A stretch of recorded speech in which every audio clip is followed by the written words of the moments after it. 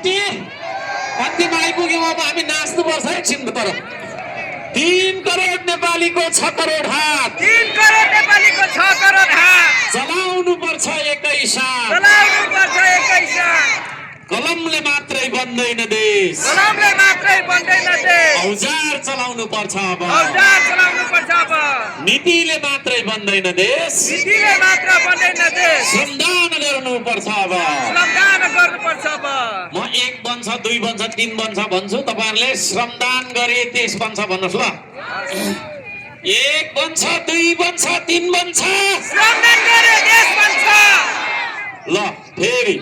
1 बन्छ 2 बन्छ 3 बन्छ श्रमदान गरे देश बन्छ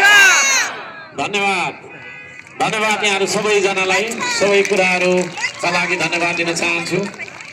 हाम्रो आयोजक मित्रहरुलाई धन्यवाद छ सहभागी